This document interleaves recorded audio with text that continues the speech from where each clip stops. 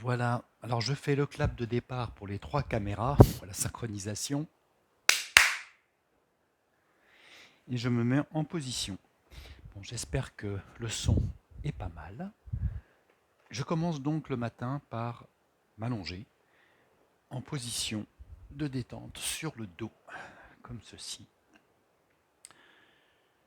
l'espace de quelques respirations.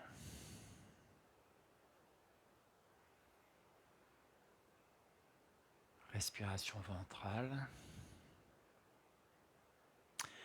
Puis ensuite, je passe dans la position de la table à 2 pieds, c'est-à-dire remonter le bassin, rester un petit moment, le redescendre en posant vertèbre après vertèbre au sol. Et j'alterne avec une remontée de la tête très légère et une montée des jambes à la verticale, les pieds flex, c'est-à-dire tournés vers moi. Je redescends, montée du bassin, redescente, tout doucement, et la tête et les jambes qui remontent. Voilà, je fais ça quelques fois. Des fois, je fais plusieurs montées du bassin, à la suite ou plusieurs montées des jambes.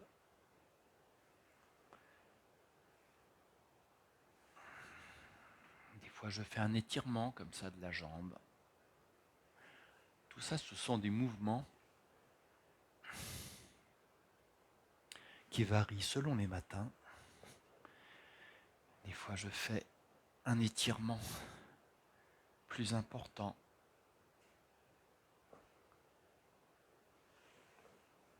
Voilà. Ensuite, j'aime bien faire une roulade. Voilà. Me frotte un petit peu la tête, les oreilles. Enfin bref, là j'ai le micro, donc je vais pas trop frotter la tête, pas faire des bruits de micro.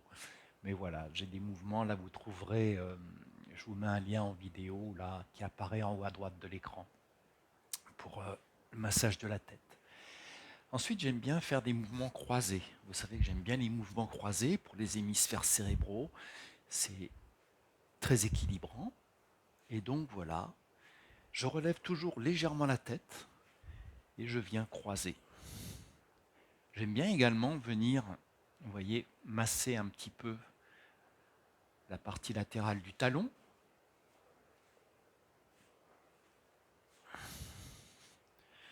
Ou alors simplement faire ces mouvements qui déjà me font travailler les épaules, de manière à faire travailler le corps dans son ensemble. J'arrive en position assise.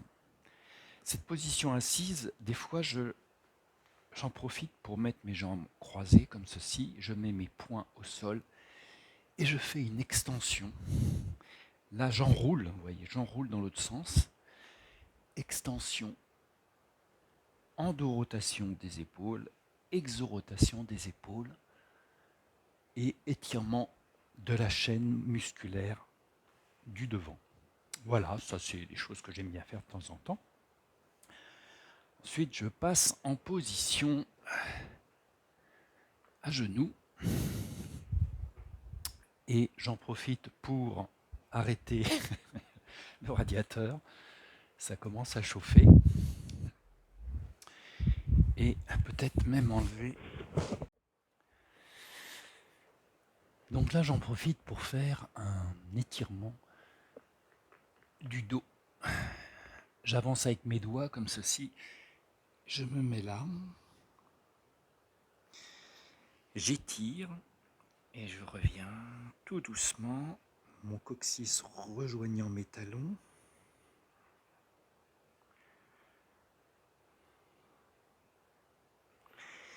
Si ma tête est légèrement le front posé sur le tapis, l'étirement est un peu plus fort. Il est même légèrement cervical.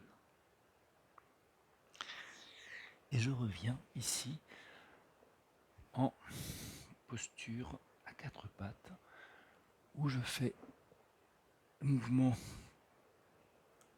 du chat en yoga. Donc ici je pousse, j'écarte mains et genoux. Là j'essaye de rapprocher mains et genoux.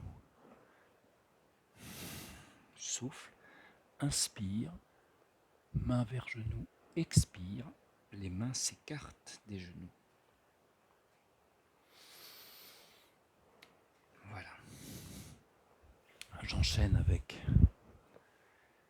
le 3e tibétain, je crois. Donc, là, je vous invite à voir la vidéo qui s'affiche en haut à droite de l'écran.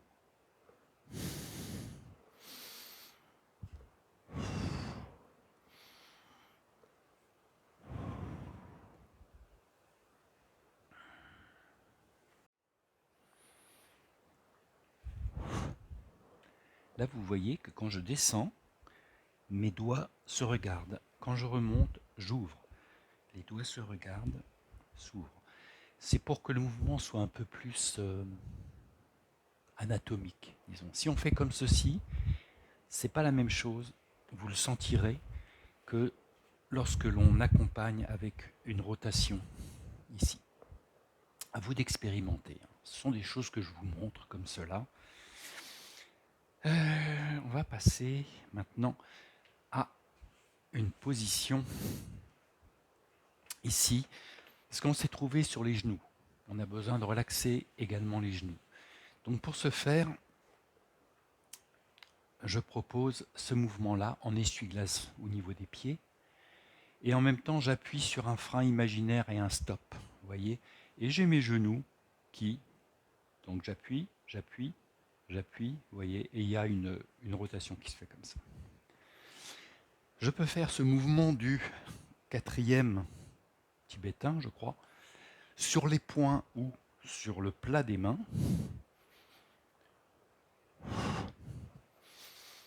Qui fait déjà travailler les genoux et toute la musculature des bras, des épaules, du dos. Enfin, c'est un mouvement qui est assez sympa, mais qu'il faut faire tout doucement au début, pas trop haut, le bassin, pas trop haut. Et puis, ce qu'il est bon de faire aussi, c'est de... J'aurais dû le faire avant ce 3e tibétain, c'est ces mouvements au niveau du poignet. Tac, tac, tac. Voilà, ce que l'on peut faire aussi au niveau, c'est de marcher sur nos os ici. Voilà, vous revenez là, vous pliez légèrement, et puis vous basculez les jambes et vous levez la fesse opposée. Et ça vous fait avancer, ce qui est bien pour mobiliser un petit peu les articulations. Bon, là, le tapis est assez dur, donc on entend les tendons sous mes os des fesses qui roulent. Après, il y a le do-in des jambes, qui fait du bien aussi. Taper l'arrière des cuisses avec les poings, pas les poings fermés.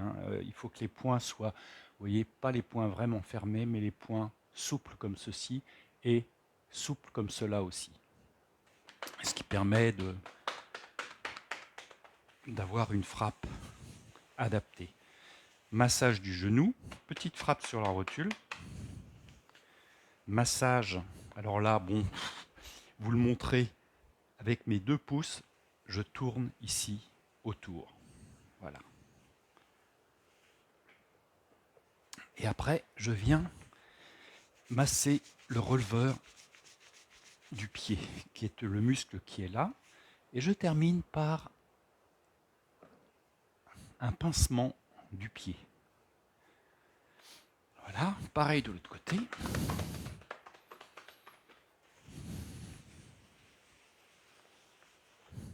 En temps réel, c'est à peu près le temps que je prends quand je fais les petites frappes. Là, voilà, pour cette jambe-là, c'est le temps réel. Là, je fais des grimaces des fois quand je serre,